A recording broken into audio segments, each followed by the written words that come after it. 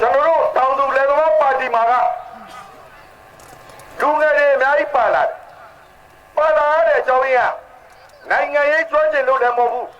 အုပ်ချုပ်ရေးကျွမ်းကျင်လို့လည်းမဟုတ်ဘူးကျွန်တော်တို့ဖြစ်နေတာအခုလက်ရှိအချိန်လေးမှန်တွေကိုလွတ်တော်ထဲမှာတင်ပြချင်လို့ပဲတိုင်းပြည်အုပ်ချုပ်ဖို့လည်းမဟုတ်ဘူးတိုင်းပြည်ကိုဟုတ်လားဘယ်ပုံပါတွေဟိုပုံပါတွေဒီပုံပါတွေပြင်ဖို့လည်းမဟုတ်ဘူးကျွန်တော်တို့တိုင်းပြည်ကိုစိုက်ပြီးကျွေးချင်ပါတယ်ဝင်းမြူရေးတွေလုပ်ပြီးကျွေးချင်ပါတယ်ကျွန်တော်တို့တက်တဲ့ဘက်ကနေပြီးတော့စွမ်းဆောင်ပြီးဆောင်ရွက်ပါမယ်ဆိုပြီးကမှရွရွချွန်ချင်တဲ့တက်တဲ့ကြောကြောလာကြဒါပေမဲ့နိုင်ငံရေးကိုပြည်သူတွေကပဲစိတ်ဝင်စားတာလားဟုတ်လားကျွန်တော်တို့ပဲညံ့နာလားမသိဘူးညို့နယ်တိုင်းမှာကျွန်တော်တို့ကအဆင့်2အဆင့်3ပဲရဟုတ်လား policy တွေမူဝါဒတွေကိုပဲနားမလည်လို့လားဘာကြောင့်မှတော့မသိဘူးတိုင်းပြည်မှာလူဦးရေတန်း90မှာ90ရာခိုင်နှုန်းကကျွန်တော်တို့စင်ရကအခြေခံတောင်သူလယ်သမားတွေကြီးပဲ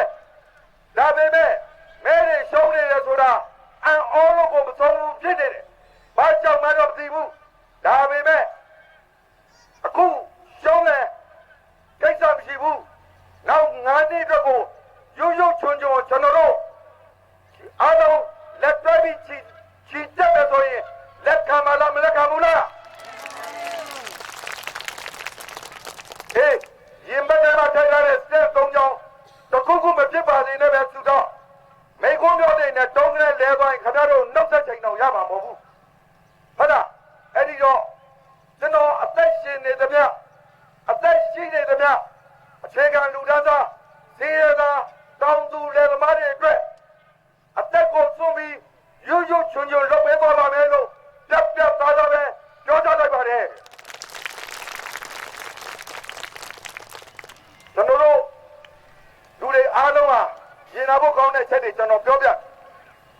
ကျွန်တော်တို့ရည်ရွယ်ချက်ဝေးလာကြတဲ့လူတွေအားလုံးဟာရည်ရွယ်ချက်ရေမှန်းချက်တွေမတူကြဘူးကျောင်းနေတဲ့အရွယ်မှာကလေးတွေကိုမေးလိုက်မယ်ဆိုရင်ဆရာဝန်ကြီးဖြစ်ချင်တဲ့ကလေးဟုတ်လားစစ်ဗိုလ်ကြီးဖြစ်ချင်တဲ့ကလေးကျောင်းဆရာကြီးဖြစ်ချင်တဲ့ကလေးအင်ဂျင်နီယာကြီးဖြစ်ချင်တဲ့ကလေးမထေးဖြစ်ချင်တဲ့ကလေးကလေးဘဝကလေးဘဝမှာဖြစ်ချင်တာတွေကိုစိတ်ကူးရင်ဝင်ရှိတယ်အသက်ကြီးလာလို့လူလောကတွေကိုခြေစုံပြစ်ဝင်ပြီဆိုရင်တော့မိမိဘဝရဲ့အမြင့်ဆုံးကိုမျှော်မှန်းကြစိတ်ကူးနဲ့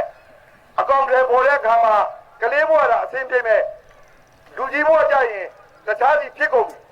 ဘယ်လိုလဲလို့ပြောရရင်ဟုတ်လားစိုက်ကားနေတဲ့လူကလည်း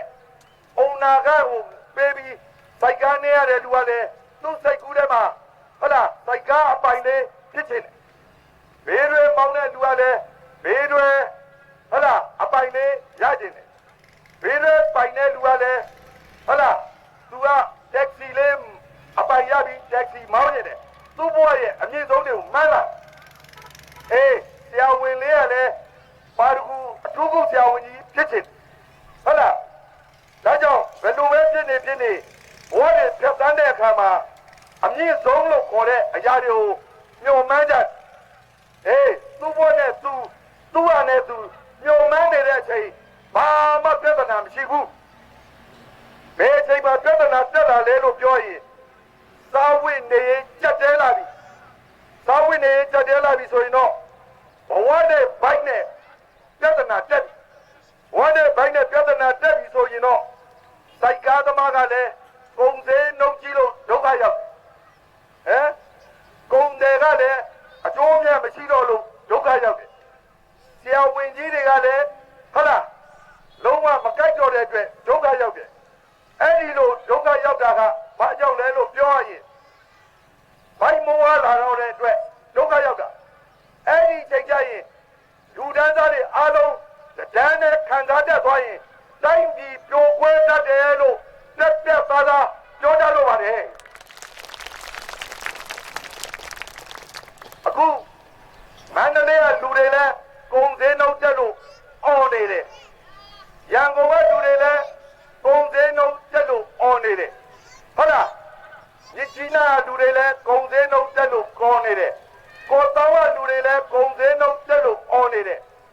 ဒါတွေကဘာကြောင့်ဒီလိုတွေဖြစ်နေရတာလဲလို့ပြောရင်ဟုတ်လားအပေါ်ကကြိုက်တဲ့ကျိုးနီစနစ်တွေသိများလို့ပဲလို့ပြောရင်ဟုတ်လားခင်ဗျားတို့နားလည်သိချင်းတယ်ဒါကြောင့်